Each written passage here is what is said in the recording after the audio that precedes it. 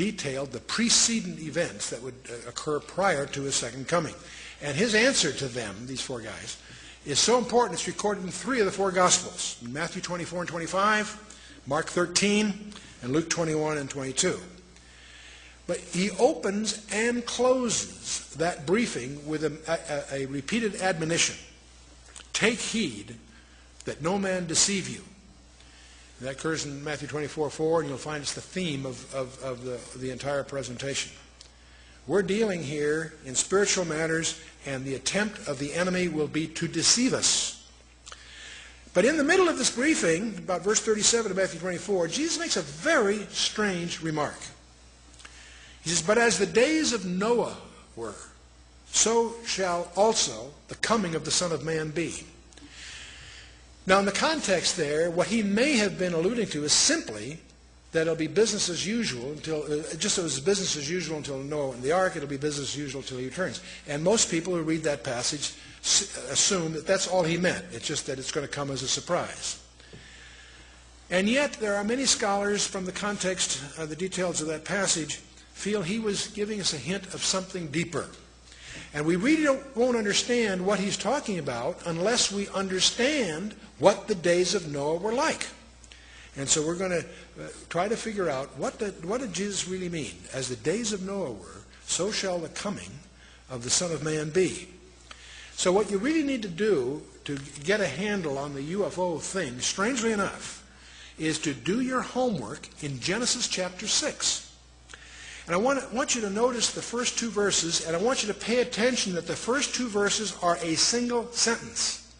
Many people stumble because they don't realize that's a single sentence. I'll see what I'm getting at in a minute. Genesis 6, verse 1. And it came to pass, when men began to multiply on the face of the earth, and daughters were born unto them, that the Benai Elohim, the sons of God, as it's translated, saw the daughters of men, that they were fair, and they took them wives of all which they chose. 1 verse. Now the question is, this strange phrase, sons of God, that can mean anything to us. Let's find out what the text really means, sons of God. What it is in the Hebrew is, remember Hebrew goes from right to left, so if you're watching the slides here, remember all languages go towards Jerusalem. Nations that are east of Jerusalem go from right to left, the language. Nations that are west of Jerusalem go from left to right. So just break it. So Hebrew, Aramaic, Arabic, Sanskrit, whatever, they go right to left. Anyway, so if you're reading the Hebrew here, recognize it goes from right to left. Benai Ha Elohim, the sons of the God. Now, sons of God, Benai Ha Elohim is a term that's always used of a direct creation of God. Adam was a direct creation of God.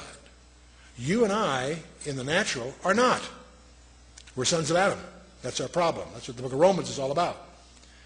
And but as many as received him, to them gave he the power to become the sons of God. The term has technical meaning in the New Testament as well as the Old. In the Old Testament, this term in the Hebrew, in Job 1:6, Job 2:1, Job 38:7, is always used of angels, because they are a direct creation of God. In the New Testament, also, Luke 20:36. Also, the book of Enoch. Now, don't misunderstand my use of this as a citation here. The book of Enoch was very popular from about the 2nd century before Christ to the 2nd century after. It is not an inspired book. I wouldn't treat it that way, but it is useful in understanding the vocabulary and the grammar of the time. And clearly in the book of Enoch, this term is used there also to refer to angels. And it deals with it greatly. The Septuagint, this is the translation of the Hebrew scriptures that went from Hebrew to Greek. If you were a Jew living in the time of say, the 2nd century before Christ, the enforced language worldwide, the commercial language, was Greek. Thanks to Alexander the Great and following, that was the common language. If you were a Jew in business anywhere in the world, you had to speak Greek to survive. You may have known Hebrew for religious purposes, but Hebrew was to the Jew in those days what Latin is to a Catholic today, basically a language for religious purposes. So one of the things, if you were Jewish in those days, what you would have liked to have had is a copy of what we call the Old Testament, the Tanakh, in Greek, so he could read it. And because of that, under Ptolemy Philadelphus, he funded the translation of the Hebrew Scriptures into Greek, started about 285 BC, finished about 270 BC, and the result of that work product, he got 70 of the top scholars. The word Septuagint is just 70, a fancy word for a Greek word for 70. He got the 70 top scholars to do the translation. It took about 15 years. And the result of that we have copies of.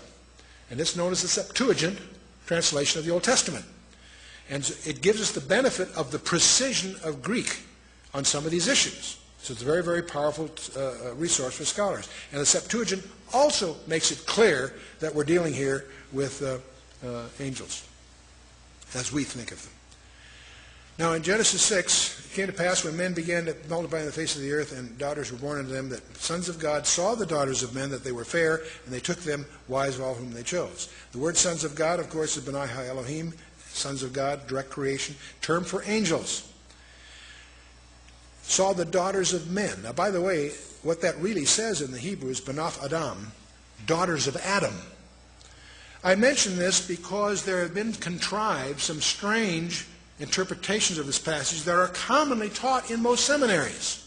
And it's tragic because there's a view of this passage that has no scriptural support. And we'll talk about that because you'll run into it. Many people think that this is strange stuff, and it is strange. It's even stranger than most people realize. So, now when you get down to verse 4 of Genesis 6, it says, there were Nephilim in the earth in those days, and also after that, when the sons of God came in unto the daughters of men, and they bare children to them, the same became the mighty men which were of old, men of renown. What this verse seems to indicate is that these Nephilim were offspring of a strange union. The sons of God, these are angels according to the Hebrew precision here. They came in unto the daughters of men, daughters of Adam, incidentally. This is not just Cain and Seth and any of that. This is the daughter. These are daughters of men, and they bear children to them. It's those children that are the Nephilim. Now, what on earth is the Nephilim?